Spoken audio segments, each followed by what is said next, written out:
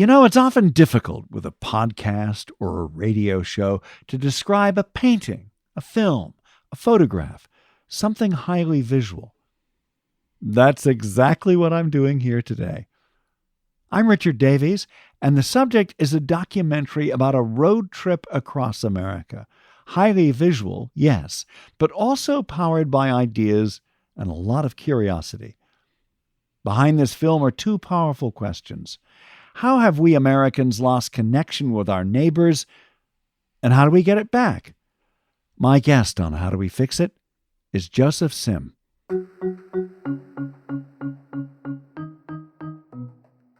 There is an adventure to be had, there is knowledge to be gained if you get curious in the people around you. That can be loved ones, colleagues, strangers that you happen to be passing by. It's really the only thing we ask, or that I ask as a filmmaker, is just get curious in the people around you, because you honestly can't prepare yourselves for what you'll find if you do that.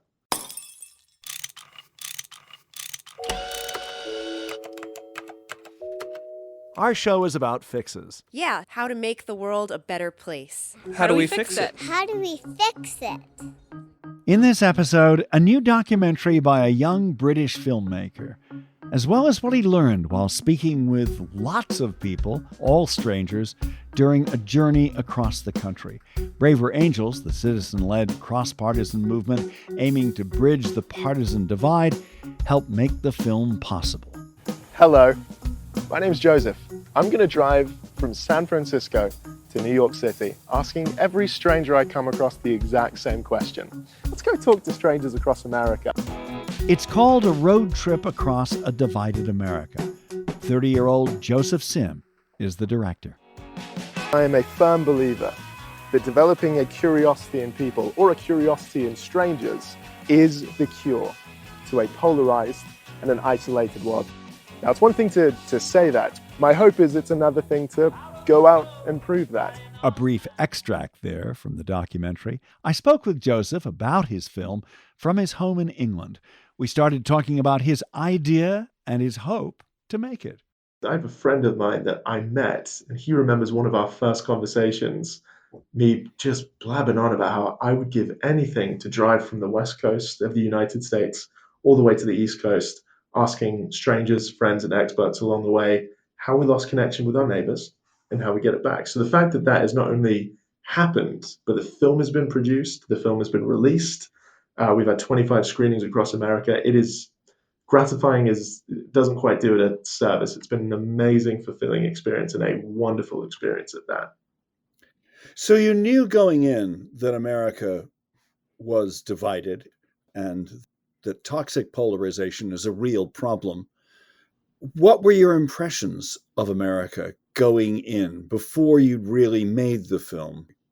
I knew that I had more questions as opposed to impressions about what was going on in America. I don't feel like it's my place then, now, or in the future to tell America what's going on. I had an inclination and a hope that the more questions you ask, the more fear gets reduced, the more polarization gets dissolved. The more questions we asked, the more we could learn. It's a film where I could ask a lot of questions. And that's really what production was. It was 3 weeks driving from the West Coast to the East Coast, asking Americans, how did we get here, and maybe what we could do to move forward. How many people did you speak to? This is a film starring over 200 strangers across America. Those strangers are divided roughly into 3 different types of people. 1, everyday average citizens. 2, at least 2 or 3 experts who spoke quite deeply with real wisdom about the state of polarization in America. And then 3, members of Braver Angels, That's right. A group that is working to depolarize America. So the experts, what did you learn from them? The greatest discovery driving across America and sitting down with experts is just how many people are doing this work. You've already mentioned Braver Angels being maybe one of the biggest, or doing this work of depolarization on the scale that they're doing it. But that was the greatest discovery, because every expert that I came across, alongside their insights of how we got here and what we need to do, they just knew of so many organizations that I'd never heard of, so many other people that were doing this work. It was a professor at Georgetown that explained that there is a huge difference between getting to know someone and just tolerating them. And in some ways, it's more positive than negative, but it is more isolating than I think people give it credit for. Understanding that there is a huge difference between just tolerating someone and actually getting to know someone. Turns out you can actually tolerate people that you don't agree with, don't even like. It's just a very passive way of going about it. One of the experts Joseph spoke with for his film was Professor Daniel Brumberg, who teaches courses about political polarization and populism at Georgetown University. Brumberg says one way to cure polarization amongst us is to work with and listen to people who see things differently than you. What you find is that the gap between people is less about politics, although it's obviously part of it, and more about a lack of empathy and understanding, which has been crowded out by fear. If you can deal with that, you might find that there's actually more, even politically, in common, but it's not allowed to breathe. Many Americans today have fewer friends and people they care about than used to be the case. Studies show us that whereas 20 years ago people had 4 good friends, now they have 2. There isn't the time, the inclination, the space to make new friends, to build understandings. Again, this is not about coming up with some beautiful consensus about politics. That's not the point. The point is at least to have the opportunity, whether it could be in church, it could be in a civic organization of some kind, something that puts you in touch with people who are not from your background. Our filmmaker, Joseph Sims, started his journey in San Francisco and drove across the country, but he also made a few detours, going as far north as Montana and as far south as Louisiana. I went up and down probably about twice, which is not the most fuel-efficient way to drive across the country. However, it did allow for what I hope to be a more generous demographic of everyday Americans, as opposed to just driving a straight line from San Francisco to New York. And what did you learn from everyday Americans that surprised you or interested you? Every single stranger I sat down with, and some of these conversations are no more than like 60 seconds. Some of them go a lot deeper than that. But the instances where I had a genuine curiosity about a person and they were open to sharing their beliefs and thoughts, you leave that conversation thinking, I could just do the entire film about that person. I had that thought so many times. You chat with someone long enough, you could base an entire documentary on their lives. People are fascinating. One of the most memorable conversations Joseph had with strangers was in New Mexico with a guy named Rick. And so Rick was he was smoking a cigar, sat outside a bar and just doing his thing. And so I approached him saying, hey, he was a man that was significantly older than me. And we ended up having just the most wonderful chat. Everything is, texting and TikTok. I call it the new crack. Rick told Joseph he likes meeting new people every day. First of all, you get to hear their point of view. If I don't learn something every day, I haven't had a good day. Oh my, Rick, what a cool line. Yeah, man. And so if I let people talk, I feel like I'm going to learn something. You realize that this man is, if he's really doing that, if he's really trying to learn something new every day, trying to meet someone new every day, the richness that man must have. Like, I wish that I had hours to hear his story. And there were so many other people like that, where you leave the conversation thinking, I wish we had the whole afternoon to just chat. So part of the message of this movie is to encourage curiosity. Completely. Yeah, it's really the only call to action. I didn't want this film to tell anyone what to think. There is an adventure to be had. There is knowledge to be gained if you get curious in the people around you. That can be loved ones, colleagues, strangers that you happen to be passing by.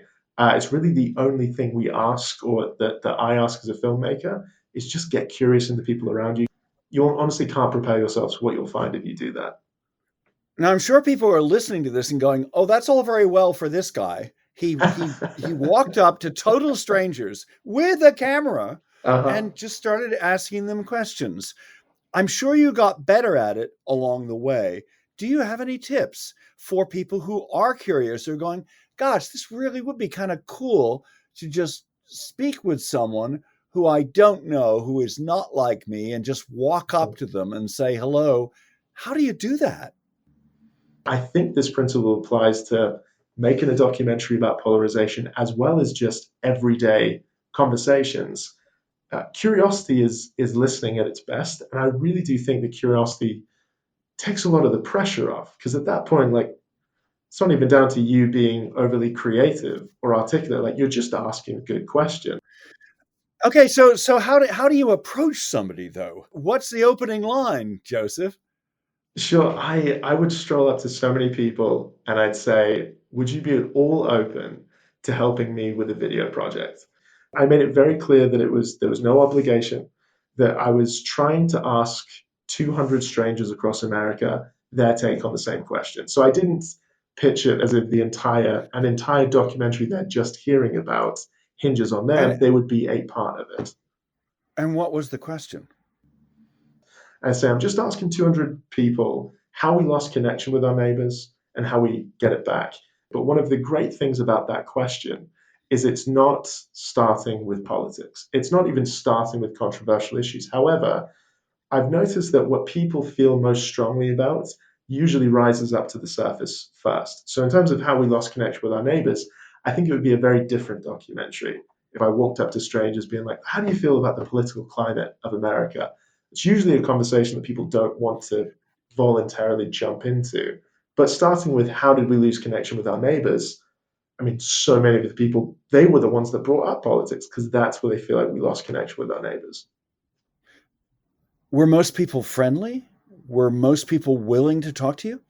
Everyone was open to talking about it. Now, not everyone was open to being on camera, and I completely respect that. Some of these people that you meet in the documentary, they met me like 30 seconds before the viewer did.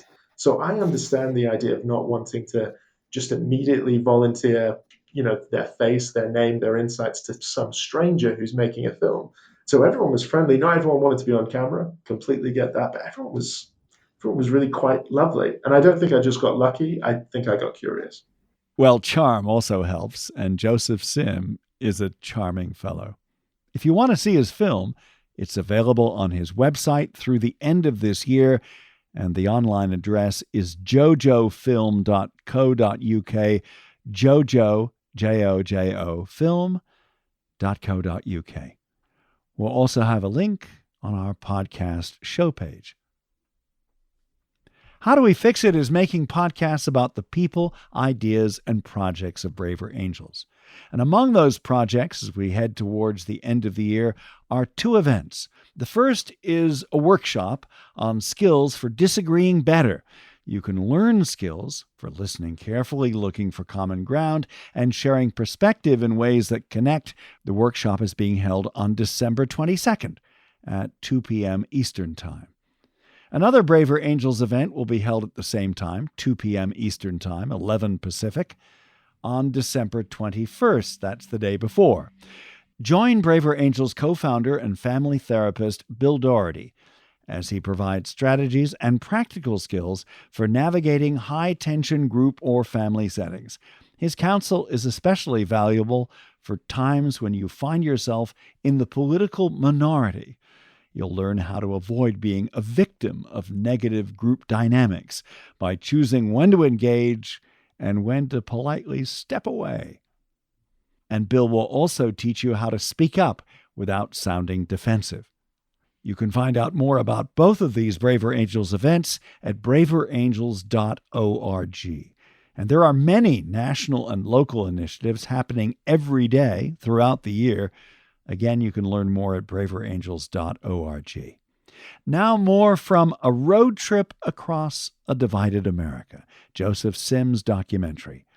He heard from members of Braver Angels about reducing polarization, starting with this passionate call to action by John Wood Jr., delivered at the Braver Angels convention earlier this year. They make it seem so complicated. Like it's so hard to speak to the American people across our disagreements. They insist on the idea that to run this country, we have to approach it as a zero-sum conflict, as a cultural civil war. And our leaders and our pundits, too many of them, only choose to speak to one half of the American people or the other. But if they just humanize us, they could speak to us all. And this. There is reason to be hopeful in our country today. There is reason to hope, not because we agree on all of the issues, but because on the issues that we disagree upon, we still disagree as good people. Here's Joseph's take on what Braver Angels are doing. The thing that's most impressive about Braver Angels is how generous they are with real tools, real applications. It's not hidden behind a locked door. What sort of tools? How to have more productive conversations. Everything from here's an acronym of 4 things that you can do to make your conversations more. But they make it so accessible, and they are so generous with getting that information out. I love the versatility of it, that these same principles work in a debate format. These same principles work for politicians. These same principles work day to day. What are a few of the principles? Listen to understand, don't listen to respond. Things like they'll provide instances and examples of when it comes time to pivot the conversation, maybe into your own perspective, their perspective. Here are just ways that you can phrase it that make it less volatile, make it less intrusive. Like they'll literally give a play-by-play of here's how you could phrase that sentence to get the same result by just framing it and phrasing it differently. Like these are the things that are commonly available in workshops and on the Braver Angels website, and it's just there for the taking. And you think they're useful? I think they're incredibly useful. And not only do I think they're incredibly useful, I was lucky enough to film workshops where I got to see that in action. I interviewed politicians that praised Braver Angels workshops. I interviewed people that were experiencing that for the very first time. Across the board, everyone was hearing insights that were useful, but they were also leaving with hope. In his documentary, Joseph spoke with Bill Doherty, Gabby Timmons, and Luke Nathan Phillips of Braver Angels about the impact of these tools and principles. I think the most fulfilling thing is people's lives changing. People telling me that they now can get along with relatives. People telling me that they were starting to cut off somebody. We've heard that from husbands and wives. We've heard that from estranged father and children. We've heard that from longtime friends. When you actually find a way to learn and listen to one another, it's like you accomplish something that you truly never thought was possible. People don't think these conversations can happen. People think some issues are beyond the pale, some ideas are beyond the pale. And all we do is we try to demonstrate that if you hold yourself to the right format, if you bring in the right spirit, then there is absolutely nothing that is outside the bounds of conversation. After going across the country over several weeks and speaking with 200 people, including members of Braver Angels, are you more hopeful about America than you were or expected to be? Completely. Completely. I think polarization works when it isolates a person. When polarization becomes this thing where it is now you against the entire world, you against an entire political party, it's really demoralizing. It's really difficult when you feel that way. It's the reason why polarization, if it's used as a tool, it's used as a tool to isolate people. It's an amazing thing to spend weeks driving across America. And I had some of these interviews set up a week or so in advance where I know I'm driving through this state. I'd love to hear this expert. I swear every single day I would wake up to 20 or so emails from people within the Braver Angels organization, from people that I'd spoken to the day before. They said, hey, I know what state you're going to. You have to talk to this person. Hey, I know this person's running an entire organization in depolarization. You've got to speak to these people. Every single day I was being made aware of more individuals, more groups, more organizations that were doing this work. And the reason why I'm so hopeful in terms of turning the tide on polarization is that thankfully, it's not just me against polarization. Thankfully, it's not just you against polarization. There are groups and organizations that today you could get involved with. That doesn't mean just donating to a good cause. You could volunteer your time and be within that organization. I didn't know how many people and organizations were doing this work until this documentary. And so that reason alone, I'm immensely hopeful. You've said that you love this country. You're British. I am. You're a young filmmaker. A lot of Americans feel we're very much on the wrong track, or they're not as hopeful as perhaps their parents were. Why do you love America? I've always loved America. Growing up in the UK, it seemed as though everything that I loved, particularly as a child, just came from America. The best films were made in America. They usually were set in America. I just had a wide-eyed, optimistic perspective about this country called America. There were just so many exciting things going there. I was lucky enough to have my university career in the United States. I got to finally live there. I loved the people that I met in America. I loved the opportunities that are made available in America. It's truly one of the best places I've ever lived. And I now live in the UK. I moved back shortly after producing the documentary, and I genuinely miss it. I miss the ambition, the optimism, the feeling of America, the vastness of America in terms of the landscapes, the people. I'm a big fan, frankly. I'm a big fan of America. Joseph Sim, thank you very much. What an absolute pleasure. Thank you so much for having me. And thank you so much, truly, for the work that you're doing. This is really unbelievable. Thank you. Joseph Sim, speaking about his hopes as well as his entertaining and interesting documentary called A Road Trip Across a Divided America. The film is available on his website. The address is jojofilm.co.uk. That's jojofilm.co.uk. I'm Richard Davies. Our podcast producer and sound designer is Miranda Schaefer. Thank you to her for all of her great work during this year. We're taking a holiday break, and we'll have more new shows in 2025. It's How Do We Fix It? Thanks for listening.